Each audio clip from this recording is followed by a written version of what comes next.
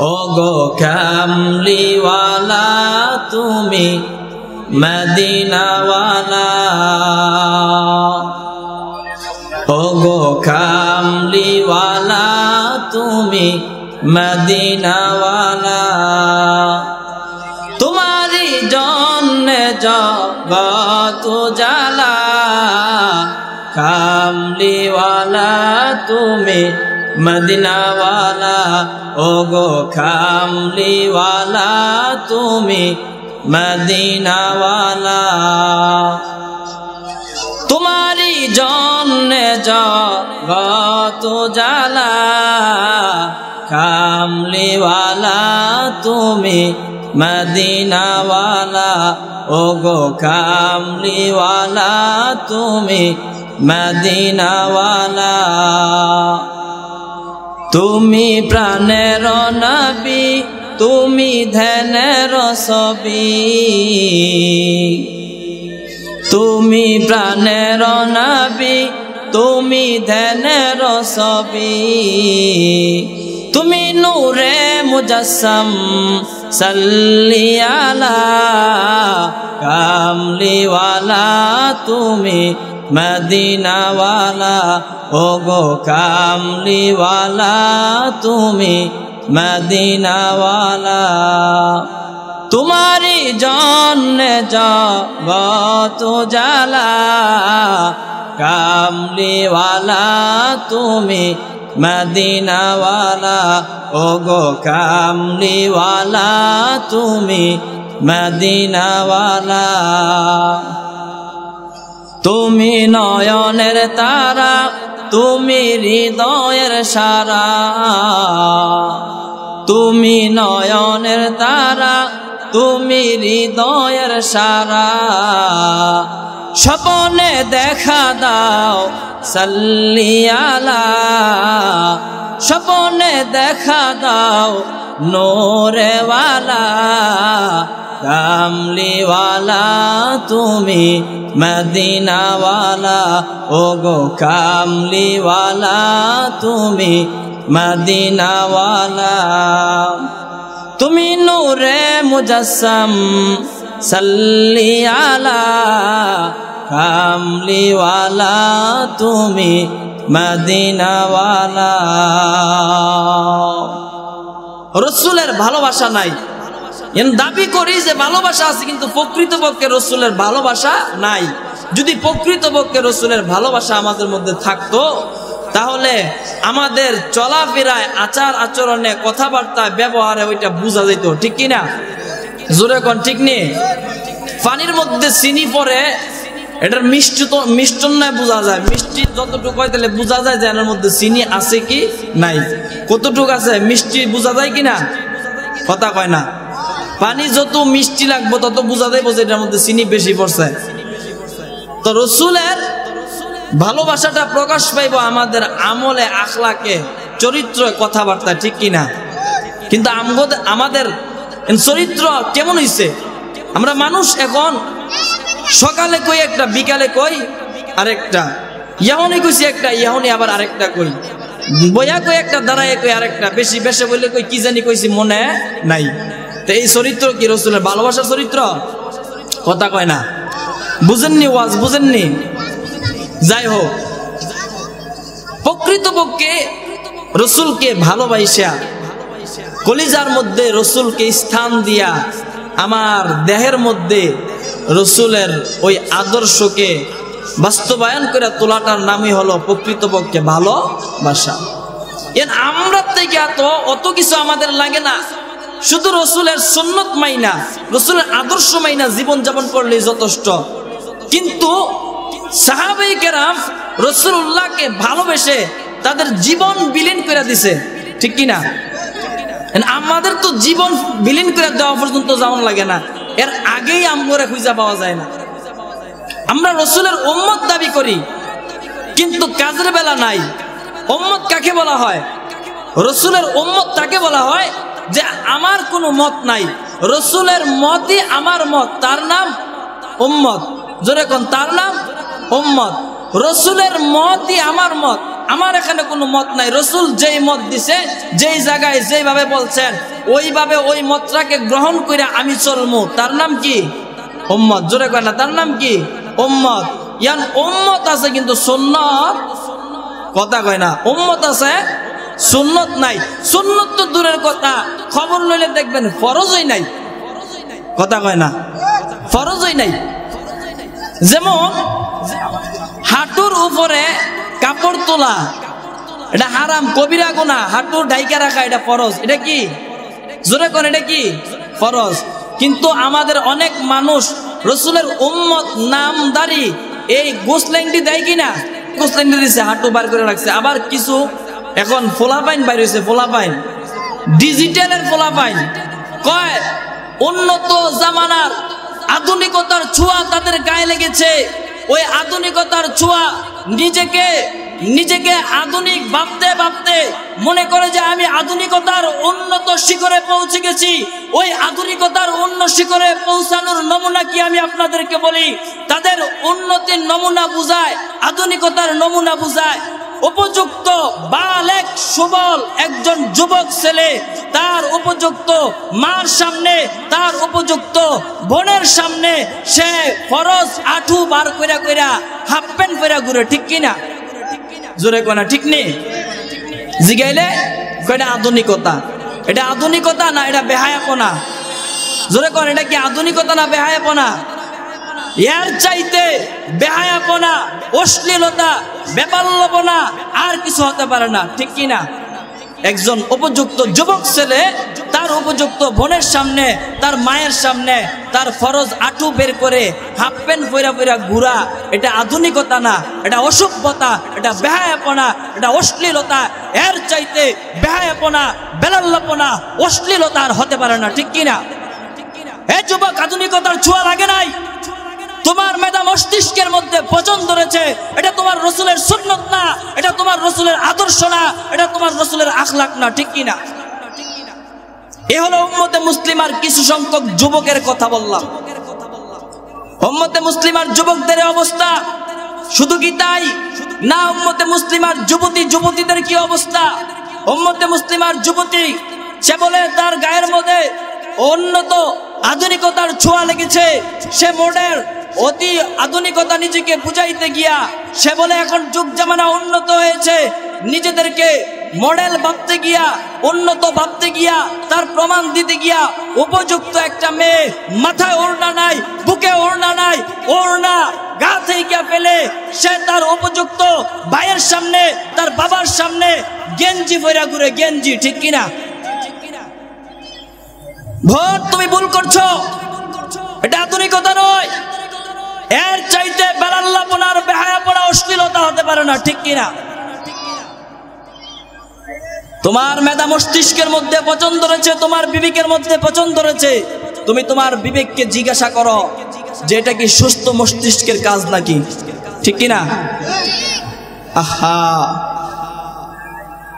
আমাদের বাস্তব জীবনে, আমাদের ব্যক্তিগত জীবন বলেন, আমাদের পারিবারিক জীবন বলেন, আমাদের সামাজিক জীবন বলেন, আমাদের রাষ্ট্রীয় জীবন বলেন, কোথাও আমরা চাই না ইসলামকে অনুসরণ করতে, রাসূলুল্লাহকে অনুসরণ করতে, ঠিক কিনা? যার কারণে আমাদের এত সমস্যা। আজকে যদি রাসূলের আদর্শ মেনে চলতাম, এ উম্মতে মুসলিমার যুবক যুবতীরা, এ আমার বোন, এ আমার ভাই, শুনে রাখো, রাসূলের আদর্শ ছাড়া কোথাও কোনো খায়ের নাই, কল্যাণ নাই, ঠিক কিনা? যত খায়ের আর কল্যাণ আছে, যত শান্তি আছে, সব ইসলামের মধ্যে, রাসূলুল্লাহর আদর্শের মধ্যে, ঠিক কিনা? তো এই জন্যে যদি ব্যক্তিগত জীবনে অশান্তি থেকে মুক্তি পেতে চাই, যদি পারিবারিক কলহ থেকে অশান্তি থেকে মুক্তি পেতে চাই, যদি সামাজিকতার অশান্তি থেকে মুক্তি পেতে চাই, রাষ্ট্রীয়ভাবে যদি এক অশান্তি থেকে রাষ্ট্রের জনগণকে, রাষ্ট্রকে, সবাইকে যদি অশান্তি থেকে দূরে রেখে শান্তি স্থাপন করতে চাই, শুধুমাত্র কেবলমাত্র মুহাম্মদুর রাসূলুল্লাহর আদর্শ দিয়েই সম্ভব। এই আদর্শ ব্যতি রেখে কিয়ামত পর্যন্ত রাষ্ট্র বলেন, সমাজ বলেন, পরিবার বলেন, ব্যক্তিগত জীবন বলেন, শান্তি আনা সম্ভব না, সম্ভব না, সম্ভব না, ঠিক কিনা? এই জন্য ফিরে আসুন, রাসূলের আদর্শের দিকে ফিরে আসুন। রাসূলের আদর্শ মেনে চলতে হলে সর্বপ্রথম ওই রাসূলের ভালোবাসা কলিজার মধ্যে ধারণ করতে হবে, ঠিক নেই? রাসূলকে ভালোবাসা বাদ দিয়া রাসূলের ভালোবাসা যদি কলিজার মধ্যে না থাকে, তাহলে ওই রাসূলের কাজকর্ম ভালো লাগতো না। একজন মানুষকে যদি আমি ভালোবাসতে পারি, তারপরে তার সব কিছু আমার কাছে ভালো লাগবে এবং আমি নিজেও ওইগুলো অনুসরণ করব, ঠিক নেই? ঠিক। মুসলমান, এই জন্য রাসূলুল্লাহকে জীবনের মধ্যে সবচাইতে বেশি ভালোবাসতে হবে। নিজের মা বলেন, নিজের বাবা বলেন, নিজের সন্তানাদি বলেন, যা কিছু আছে দুনিয়ার সব কিছু থেকে সবচাইতে বেশি ভালোবাসতে হবে কাকে? এই জোরে কোন কাকে? নবী কি? সব থেকে বেশি আপনার আমার নবী মুহাম্মদুর রাসূলুল্লাহকে ভালোবাসতে হবে। আল্লাহর নবীকে কিভাবে ভালোবাসবো? এই বাস্তব উদাহরণ সাহাবায়ে কেরাম আমাদের জন্য রেখে গেছেন। সাহাবায়ে কেরাম তাদের জীবন দিয়া, সব কিছু দিয়া আল্লাহর রাসূলকে ভালোবাসছেন। সময় সময় সাহাবায়ে কেরাম নিজেদের জীবনকে উৎসর্গ করে দিয়েছেন আল্লাহর নবীর ভালোবাসার প্রমাণ দিতে গিয়া। আল্লাহর নবী মক্কাতুল মুকাররমা থেকে হিজরত করে মদিনাতুল মুনাফফারায় চলে গেলেন। মদিনাতুল মুনাফফারায় চলে যাওয়ার পর আল্লাহর নবী একদিন এক জায়গায় বৈশা চোখের পানি ফালায়া কান্না করতেছি। ওই জায়গার মধ্যে রাসূলের সাহাবী দুইজন যুবক সাহাবী আল্লাহর রাসূলের কাছে চলে গেছেন, যার নাম, একজনের নাম হলো মাআজ, আরেকজনের নাম হলো মুআজ। দুইজন সাহাবী যুবক ছেলে, টকবকে টাকরা দুইজন যুবক আল্লাহর নবীর কাছে চলে গেছে। গিয়া দেখে আল্লাহর নবীর চক্ষু মোবারক বায়া পানি পড়তেছে। সাহাবী মাআজ আর মুআজ আল্লাহর রাসূলকে ডেকে বলে, ওগো নবীজি, নবী গো, কেন আপনি কান্দেন?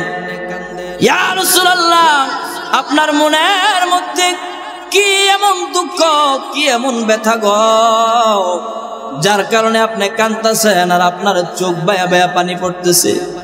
আল্লাহর নবী ডাক দেয়া বলে, আরে মাআজ আর মুআজ, শুনো, আমি আমার জন্মভূমি মক্কা ছেড়ে মদিনায় চলে এসেছি। ওই মক্কার কথা আমার মনে পড়েছে, যার কারণে আমার কষ্ট লাগতেছে, আমার চোখ দিয়া পানি পড়ে। রে মাআজ, শুনো, আমি যে মক্কা ছেড়ে মদিনার মধ্যে চলে এসেছি, আজকে আমার মক্কার কথা মনে হয়েছে, যার কারণে আমার কষ্ট লাগতেছে, আমার চোখে পানি। মাআজ আর মুআজ দুই ভাই ডেকে বলে, নবী গো, মক্কার মানুষেরা আপনারে কষ্ট দিয়েছে। ওগো নবীজি,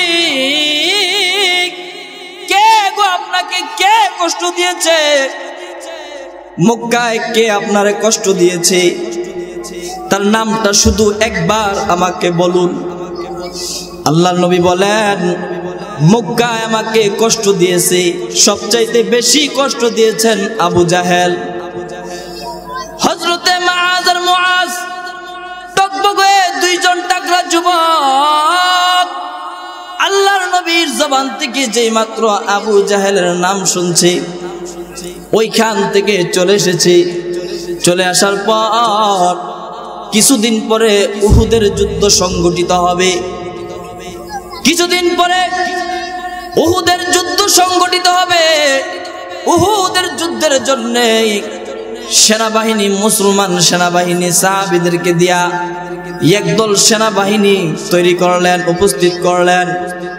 ওই একদল সেনাবাহিনী ছিল 313 জনের একটা কাফেলা আল্লাহর রাসূল বানিয়েছেন, কিন্তু ওই কাফেলার মধ্যে 311 জন হয়েছে, 2 জনের বাকি আছে। 2 জনের যখন বাকি আছে, এই খবর চলে গেল টাকরা 2 জন যুবক, 2 ভাই মুআজ আর মুআজের কানের মধ্যে খবর চলে গেছে যে আল্লাহর রাসূল এক কাফেলা পাঠাইবে মদিনার জমিন থেকে মক্কার কাফেরদের বিরুদ্ধে যুদ্ধ করার জন্য। মক্কার কাফেররা মদিনার মধ্যে যুদ্ধ করার জন্য আসবে। এই খবর যখন হযরতে মুআজ আর মুআজের কানের মধ্যে গেল, হযরতে মুআজ আর মুআজ 2 জন যুবক আল্লাহর রাসূলের কাছে চলে এসেছে। আল্লাহর রাসূলের কাছে এসে বলে, ইয়া রাসূলুল্লাহ, ইয়া হাবিবাল্লাহ, ওগো নবীজি, আপনি নাকি মক্কার কাফেরদের বিরুদ্ধে যুদ্ধ করার জন্য সেনাবাহিনীর দল পাঠাইতেছেন। নবী গো, ওই কাফেলার মধ্যে আমাদের 2 ভাইকেও আপনি নিয়ে নেন। ওই কাফেলার মধ্যে আমাদের 2 ভাইকেও নিয়ে নেন, আমরাও যুদ্ধ করতে প্রস্তুত। হে মুসলমান, আল্লাহর নবী ডাক দিয়া বলে, মুআজ, আরে মুআজ শুনো, তোমরা 2 ভাই, তোমরা তো ছোট মানুষ, তোমরা কিভাবে তলোয়ার চালাইবা? কাফেরদের বিরুদ্ধে তোমরা কেমনে গিয়া যুদ্ধ করবা? তোমরা ছোট মানুষ, তোমাদের ওই বয়স হয় নাই। হযরতে মুআজ আর মুআজ বলে, ইয়া রাসূলুল্লাহ, ইয়া হাবিবাল্লাহ, নবী গো, না না না, আমরা পারবো, আমরা যুদ্ধ করতে পারবো, আপনি আমাদেরকে ফিরাই দেন না, আমরা যুদ্ধের ময়দানে যেতে চাই। এই কথা বলার পরে আল্লাহর নবী হযরতে মুআজ আর মুআজকে উদ্দেশ্য করে বলে, তাহলে ওই যে দেখো, এইখানে সেনাবাহিনী নেওয়ার জন্য, সৈন্য নেওয়ার জন্য, সৈনিক নেওয়ার জন্য ওইখানে যে শর্ত দেওয়া হইতেছে, মাপাজবা করতেছে, মাপতেছে, যাও তোমরা ওইখানে, তোমরা পড়নি, তোমরা দেখো ওইখানে তোমরা পড়নি। তখন হযরতে মুআজ আর মুআজ 2 ভাই চলে গেল। 2 ভাই গিয়া ওইখানে নিজেদের মাপ দিতেছেন। এক ভাই মাপে পড়ছে, কিন্তু আরেক ভাই মাপে আসে না। বড় ভাই মাপে পড়ছে, কিন্তু ছোট ভাই তো মাপে আসে না। মাপে না আসার কারণে আল্লাহর নবী ছোট ভাই মুআজকে ডেকে বলে, রে মুআজ, তোমার ভাই মুআজ মাপে এসেছে, সে যুদ্ধের ময়দানে যেতে পারবে, কিন্তু তুমি যুদ্ধের ময়দানে যেতে পারবা না। ছোট ভাই আল্লাহর নবীকে ডাক দেয়া বলে, পয়গম্বর, ও নবী গো, আপনি আমার ভাইয়ের নিছেন, আমার নিতে চান না। ও নবী, আমার ভাই মাপে আসছে ঠিকই, আমি আসি নাই, কিন্তু শুনেন গো পয়গম্বর, আমার ভাইয়ের চাইতে শক্তি আমার গায়ে কিন্তু বিন্দু পরিমাণও কম না। ইয়া রাসূলুল্লাহ, আমার ভাই মাপে পড়ছে, তারে যুদ্ধের ময়দানে নিবেন, আমারে বাদ দিয়ে দিতেছেন মাপে পড়ি নাই দিকা। শোনেন, আমার ভাইয়ের চাইতে শক্তি কিন্তু আমার গায়ে কম না। যদি বিশ্বাস না হয়, আমার ভাইয়ের সাথে আমার লাগায় দেখেন। সুবহানাল্লাহ বলতেন না? যদি বিশ্বাস না হয়, তা আমার ভাইয়ের সাথে আমার লাগায় দেখেন। আমার ভাই কিন্তু আমার সাথে পারতো না, আমার শক্তি হচ্ছে বেশি। আল্লাহর নবীকে ছোট ভাই কথা বলার পর আল্লাহর নবী তাদের 2 জনকে কুস্তি লাগাইছে যে কে কারে শোয়াইতে পারে।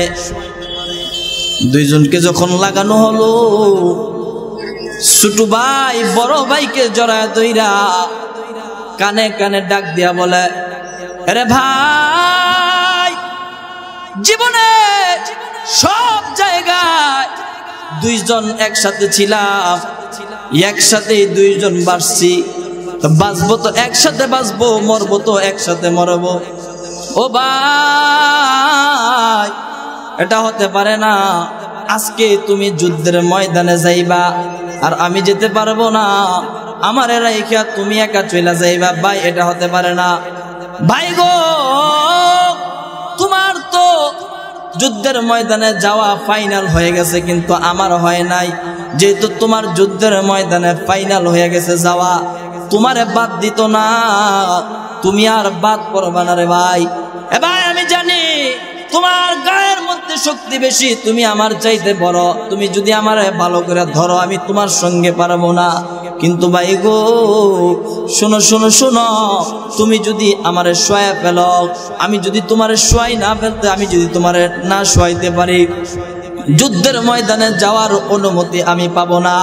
এগো ভাই, আমি তোমারে ধরার সঙ্গে সঙ্গে ধইরা যখন ধাক্কা দিব, ধাক্কা দেওয়ার সাথে সাথে কিন্তু তুমি জমিনের মধ্যে শুয়ে যাইবা গা।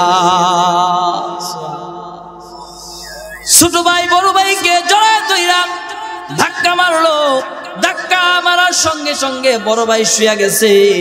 অমনি লাফ মেরে ছোট ভাই বড় ভাইয়ের উপরে উইটা পড়ছে, বৈশা ডাক দিয়া বলে, নবী গো দেখেন দেখেন আমার ভাই কিন্তু আমার সঙ্গে শক্তিতে পারে না। ইয়া রাসূলুল্লাহ, আমার ভাই কিন্তু শক্তিতে আমার সঙ্গে পারে না, আমি কিন্তু আমার বাইরে ফোঁতা নিয়েছি। সুবহানাল্লাহ।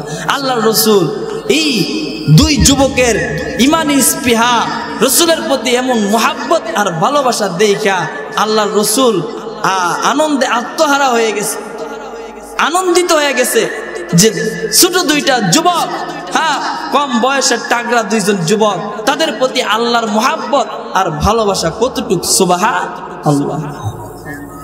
আর আমাদের যুবকদের অবস্থা কি একটু বলবো? আমাদের তো এখন যুবক আছে বর্তমানে, যুবক নাই নি?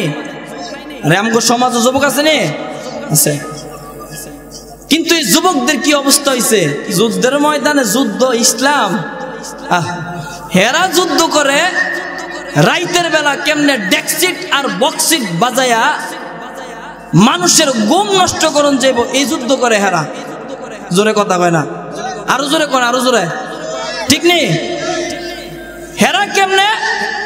এ যুবক, তুমি জানো না তোমার এই ডেকসিট আর বক্সিটের আওয়াজে ছোট ছোট বাচ্চাগুলোর কি পরিমাণ কষ্ট হয়, বৃদ্ধ মানুষের কি পরিমাণ কষ্ট হয়, ঘরে থাকা অসুস্থ মানুষের কি পরিমাণ কষ্ট হয়, তোমার এই ডেকসিটের আওয়াজে তুমি তা জানো না, ঠিক কিনা? হে উম্মতে মুসলিমার যুবক, শুনে রাখো, আল্লাহর আযাব আর গজবকে ভয় করো, আল্লাহকে ভয় করো। আল্লাহর আযাব আর গজব যখন পতিত হবে তোমার অপরাধের কারণে, তখন ওই আযাব আর গজব থেকে কিন্তু কেউ তোমাকে বাঁচাইতে পারবে না, ঠিক কিনা?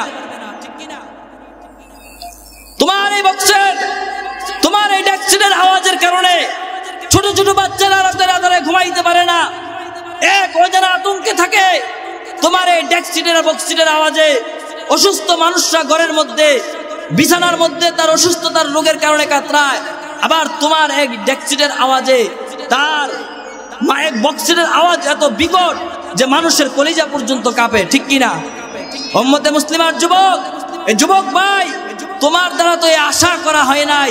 তুমি ছিলা উম্মতে মুসলিমার যুবক, তোমার কষ্ট হবে, তোমার ত্যাগ তিতিক্ষা হবে, তোমার মুজাহাদা হবে ইসলামের জন্য।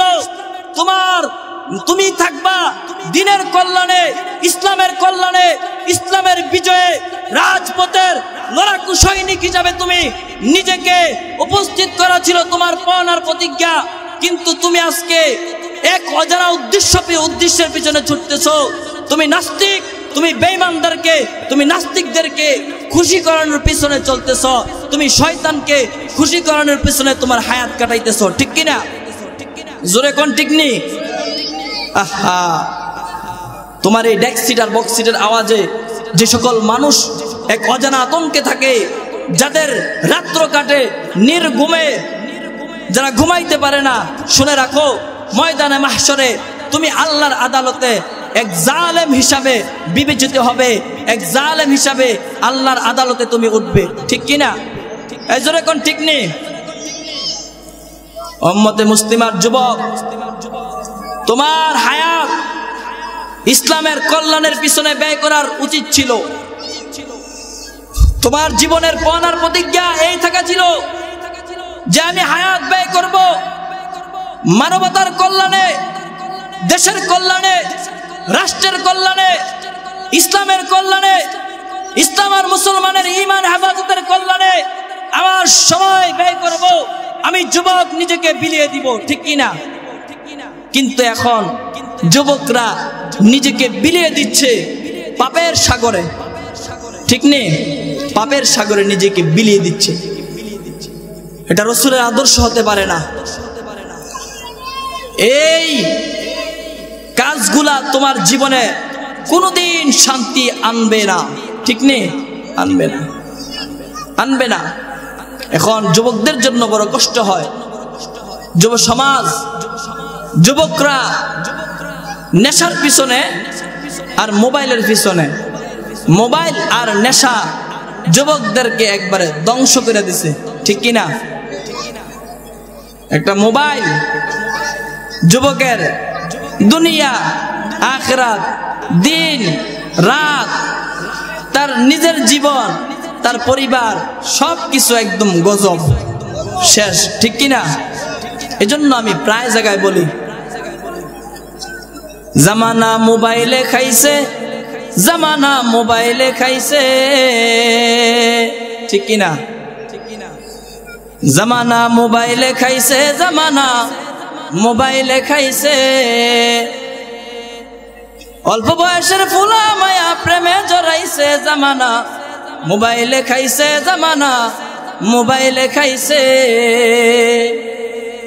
ছোট ছোট ফুলা মায়া প্রেমে জড়াইছে, জামানা মোবাইলে খাইছে, জামানা মোবাইলে খাইছে। মোবাইল এক গজব। যুবক দেখা যায় তার দিকে তাকাইলে সে হাসলেও মোবাইল, কাঁদলেও মোবাইল, ঠিক কিনা? হাসলেও মোবাইল, কাঁদলেও কি মোবাইল। মোবাইল তার জীবনের মূল্যবান সময়টাকে কেড়ে নিয়েছে। সারাক্ষণ মোবাইল, মোবাইল, মোবাইল ছাড়া কিচ্ছু বুঝেই না। তারপরে আরেকটা হলো নেশা। এই নেশায়ও আমাদের যুব সমাজকে, যুব সমাজ নষ্ট হওয়ার পিছনে, যুব সমাজ ধ্বংস হওয়ার পিছনে সবচেয়ে বড় একটা কারণ হলো নেশা, ঠিক নেই?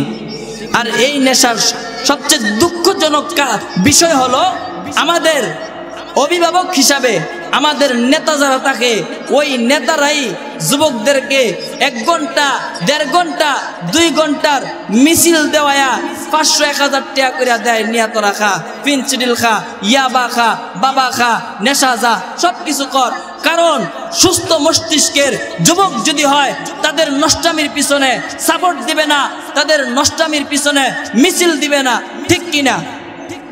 সুস্থ মস্তিষ্কের যুবক যতদিন থাকবে ততদিন পর্যন্ত আমার দুর্নীতি বন্ধ। আমি যদি দুর্নীতি করি, আমার এই দুর্নীতির সাপোর্ট হিসাবে, আমার এই দুর্নীতির পিছনে তারা স্লোগান দিবে না, আমার পিছনে তারা সমর্থন দিবে না, তাদেরকে ডাকলে আমার পিছনে খুঁজে পাবো না। কারণ আমি হলাম দুর্নীতিবাজ, আমি হলাম চাঁদাবাজ, আমি দুর্নীতিবাজ, চাঁদাবাজ নেতা। এখন যদি আমি সুস্থ মস্তিষ্কের যুব সমাজ রাখি, তাহলে আমার এই দুর্নীতি আর চাঁদাবাজি বেশি দিন চলবে না। যার কারণে যুবকরা নষ্ট হওয়ার পিছনে এদের ভূমিকা বেশি, এদের ভূমিকা বেশি। তো নেশা করতে করতে করতে করতে এমন হয়ে যায়, নেশার কারণে তার নিজের ব্যক্তিগত জীবনটা ধ্বংস, কোনো সুখ শান্তি নাই।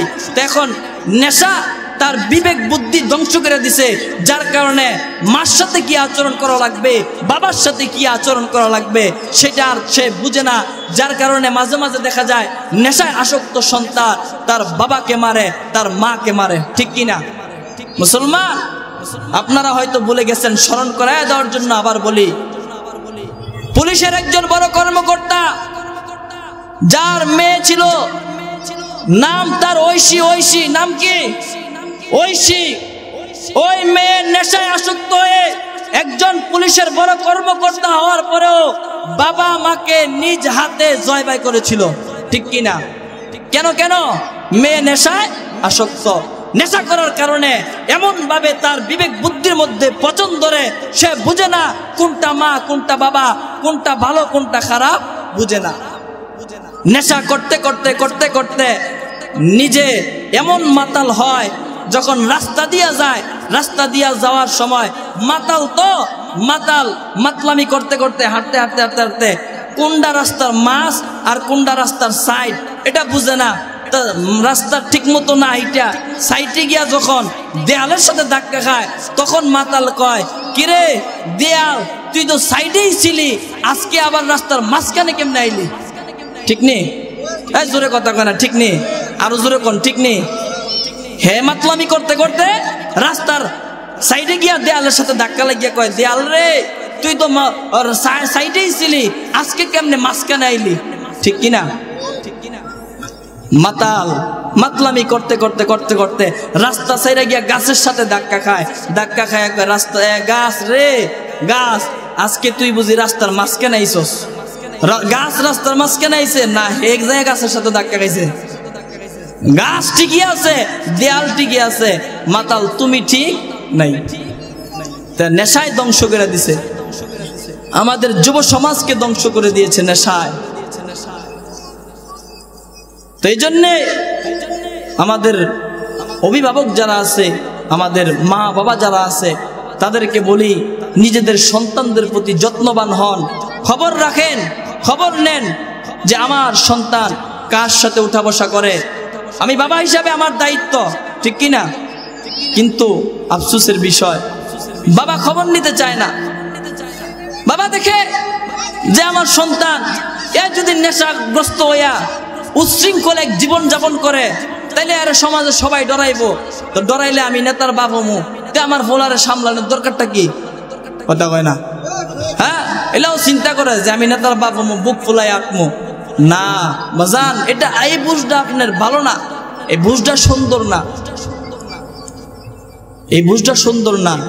আপনি তখন গর্ববোধ করতে পারেন যখন মনে করবেন যে আমার সন্তান সে নামাজ পড়াইবে, তার পিছনে হাজার হাজার মানুষ নামাজ পড়বে, ঠিক কিনা? এটা গর্বের বিষয়।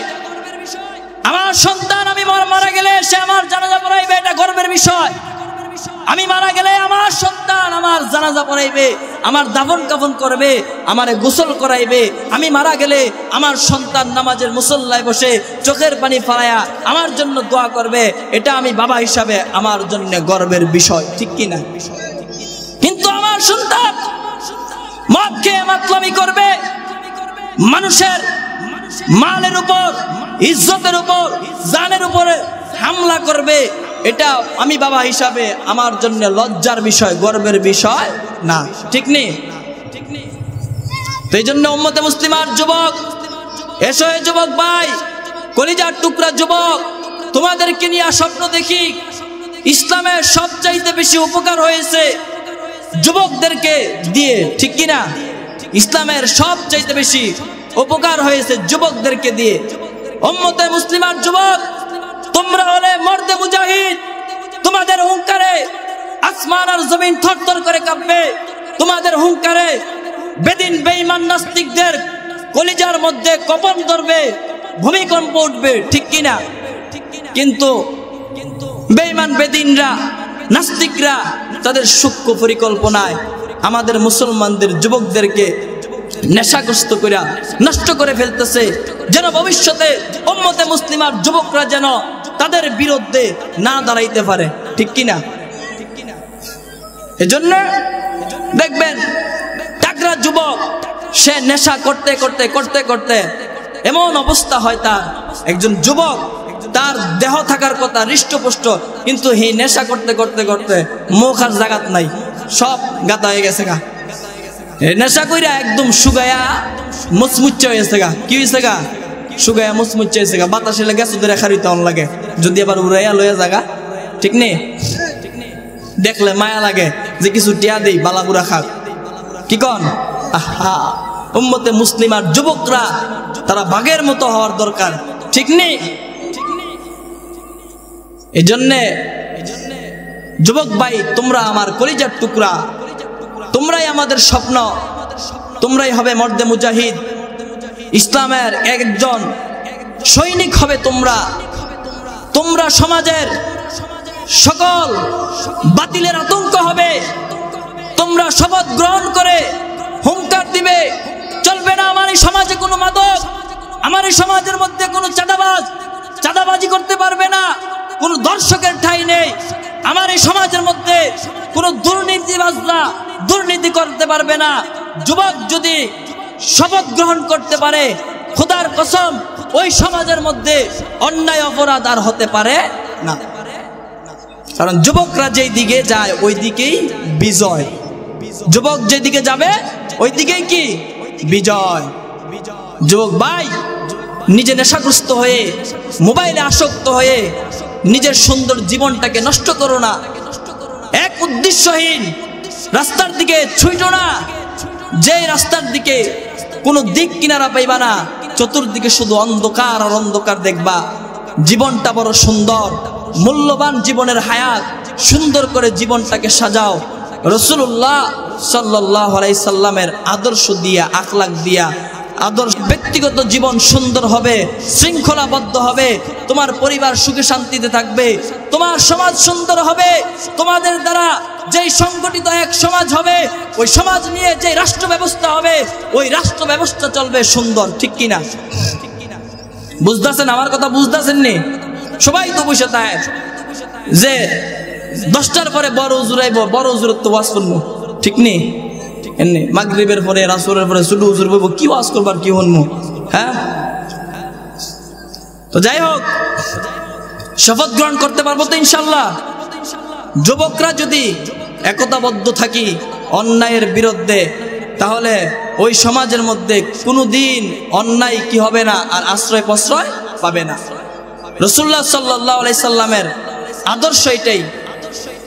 যেটা বলতেছিলাম, সাহাবী হযরতে মুআয আর মুআয রাদিয়াল্লাহু আনহু আল্লাহর নবীকে গিয়া বলে, ইয়া রাসূলুল্লাহ, ইয়া হাবিবাল্লাহ, আপনি আমাদেরকে যুদ্ধের ময়দানে যাওয়ার জন্য অনুমতি দেন। মনে আসেনি? দুই ভাইকে আল্লাহর রাসূল যুদ্ধের ময়দানে যাওয়ার জন্য অনুমতি দিয়ে দিয়েছে। এ যুবক ভাই, ও কলিজার টুকরা যুবক, তোমার দুইটা পায়ের মধ্যে হাত রাইখা বলি, যুবক ভাই শোনো, তুমিও তো একজন যুবক, আর মুআয আর মুআয দুই ভাই তারাও তো একজন যুবক। তাদের জীবনটা কত সুন্দর ছিল, তারা জীবনে কি করেছে, আর আমি তুমি জীবনে কি করি। এরে যুবক ভাই, হযরতে মুআয আর মুআযের দিকে তাকায় দেখো, নিজের জীবনের কোনো মায়া করে নাই। নিজের জীবনের মায়া চাইরা তারা চলে গেছে আল্লাহর নবীর কাছে। নবী গো, আমাদেরকে আপনি অনুমতি দেন, আমরা টাকরা দুইজন যুবক আমাদের শরীরের রক্ত আপনার জন্য যুদ্ধের ময়দানে ঢেলে দিব। মুআয আর মুআযকে আল্লাহর নবী অনুমতি দিয়ে দিয়েছে যুদ্ধের ময়দানে যাওয়ার জন্য। যুদ্ধ যখন শুরু হয়ে গেছে, যুদ্ধের ময়দানে চলে গেছে। যুদ্ধের ময়দানে গিয়া একজন সাহাবীকে ডাক দেয়া বলে, চাচা হে, ওগো চাচা, বলেন তাদের মধ্যে আবু জাহেল কোনটা? হ্যাঁ চাচা, আমরা নবীজির কাছ থেকে শুনেছি মক্কার জমিনে আল্লাহর নবীকে নাকি সবচাইতে বেশি কষ্ট দিয়েছিল আবু জাহেলে। অতএব আজকের এই যুদ্ধের ময়দানে আমরা সবার জন্য আসি নাই, আমরা শুধু আল্লাহর রাসূলের সবচাইতে বড় দুশমন জালেম আবু জাহেলের জন্য এসেছি। চাচা, আপনি একবার শুধু আবু জাহেল আমাদেরকে দেখায় দেন। ওই চাচা দুইজনকে উদ্দেশ্য করে বলে, শোনো, তোমরা জানো নি কার কথা বলতেছো? তোমাদের কি তার সম্পর্কে জ্ঞান আছে নাকি? সে তো আজকে যেমন তেমন ভাবে আসে নাই, আর যেমনে তেমনে থাকবে না। সে হলো মক্কার কাফেরদের লিডার, তার চতুর্দিকে সেনাবাহিনী থাকবে। তোমাদেরকে তারে দেখাইলে তোমরা কি করবা? তার কাছে গেলে তো তোমরা বিপদে পড়বা। কিন্তু না, মানতে নাই, মানতে চায় না। ডাক দিয়া বলে, চাচা, চাচা গো, আপনি শুধু একবার আমাদেরকে আবু জাহেল রে একটু দেখায়া দেন। অমনি ডাক দেয়া বলে, মুআয আর মুআয শোনো, ওই যে দেখো গোড়ার পৃষ্ঠে একজন লোক বসে আছে, দেখা যায় গোড়ার পৃষ্ঠে শুধু তার মাথা দেখা যায়, আর চতুর্দিক দিয়া সেনাবাহিনী তার সৈন্য ঘেরাও করে রাখছে, সে লিডার নেতা। ওইটাই হলো আবু জাহেল।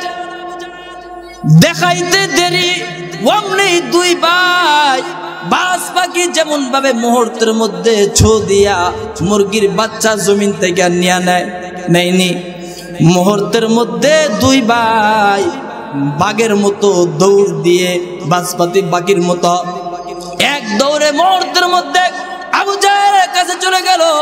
আবু জাহেলের কাছে গিয়া এক ভাই পায়ের মধ্যে নিচ দিয়ে আঘাত করছে, নিচ দিয়ে আঘাত করার সঙ্গে সঙ্গে আবু জাহেল গোড়া থেকে পড়ে গেছে।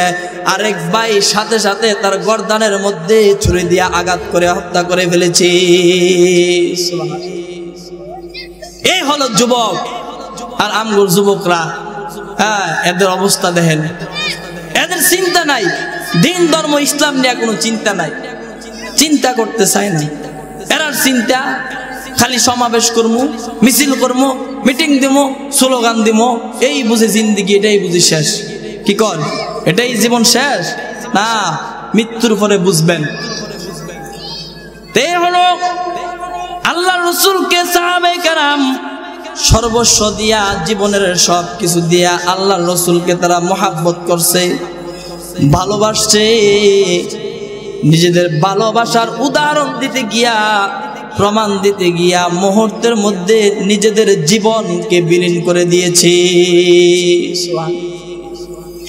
এই জন্য আমরা যারা সন্তানের বাবা হয়েছি, সন্তানের মা হয়েছি, আমি আপনাদেরকে বলবো, ও বাবা, ও মা, মাগো, আপনার সন্তান আপনার কাছ থেকে যা শিখবে জীবনে অন্য কারো কাছ থেকে ওইটা শিখতে পারবে না।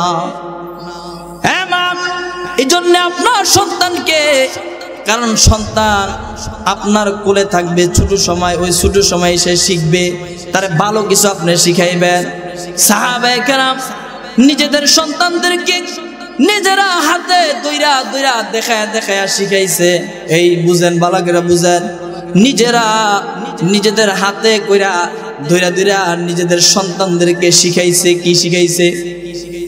সাহাবায়ে কেরাম শিখাইছে সন্তানদেরকে, এ বাবা, এরে আমার সন্তান, এই যে দেখো, এটার নাম হলো টুপি, এটা তোমার রসুল, তোমার আমার রসুলের সুন্নত। সুবহানাল্লাহ, এটা তোমার আমার রসুলের সুন্নত, টুপি। এই সুন্নতকে কিন্তু হায়াতের জীবনে তুমি মূল্যায়ন করবা, এই সুন্নতকে বাদ দিবা না, জীবন থেকে সুন্নতটারে তুমি আঁকড়ায় ধরে রাখবা। আরে বাবা, এ হলো, এটা তোমার আমার রসুলের সুন্নত, মেসওয়াক, তোমার আমার রসুলের আদর্শ মেসওয়াক, তোমার আমার রসুলের সুন্নত, এটা ধারি। এরকম ভাবে প্রত্যেকটা সুন্নতকে, আল্লাহ রসুলের প্রত্যেকটা সুন্নতকে সাহাবায়ে কেরাম নিজেদের সন্তানদেরকে দইরা দইরা দইরা দইরা শিখাইছে। বাবা, এটা রসুলের সুন্নত, এটা আঁকড়ায় ধরবা, ছাড়বা না। ওইটা রসুলের সুন্নত, হায়াতের জিন্দিগিতে কখনো কিন্তু ওই সুন্নতটাকে ছাড়বা না। ওইটা রসুলের আখলাক, ওইটা রসুলের আদর্শ। এই আখলাক আর আদর্শ দইরা দইরা শিখায় শিখায় তাদের সন্তানদেরকে তারা বড় করছেন। কিন্তু আমাদের সন্তানরা ইহুদি বেঈমান বেদুইন যারা আছে, ইহুদি বেঈমান বেদুইনদের আদর্শ ধরে। কেমনে তারা চুল কাটে, দেখা যায় বেঈমানদের মতো চুল কাটে। চুল কাটার নমুনার মধ্যে রসুলের আদর্শ নাই, তাদের পোশাকের মধ্যে রসুলের আদর্শ নাই। তারা নেইমারের জার্সি পরে, তারা মেসির জার্সি পরে। যেই নেইমার আর মেসি হলো বেঈমান বেদুইন, তারা মুহাম্মদুর রাসূলুল্লাহ সুন্নতি পোশাক তাদের গায়ের মধ্যে লাগাইতে পারে না। ঠিক নেই? কেন? আমাদের সন্তানদেরকে তো আমরা ওই শিক্ষা দেই নাই। তো এই জন্য নিজেরা ধরে ধরে ধরে ধরে ছোট থেকে রসুলের সুন্নতে নিজেদের সন্তানদেরকে অভ্যস্ত করব। ঠিক কিনা?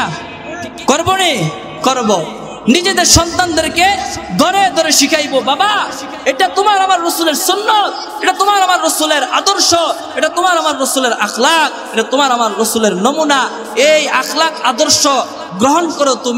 তুমি এই আখলাক আর আদর্শ জীবন দেওয়ার সম্মুখীন যদি হও, জীবন বিলীন করে দিবা, তারপরেও এই আখলাক আর আদর্শ থেকে তুমি সরবে না। ঠিক কিনা? আল্লাহ তাআলা তার হুকুমগুলি তার রসুলের নুরানি তরিকায় মানিয়া চলার তৌফিক দান করো।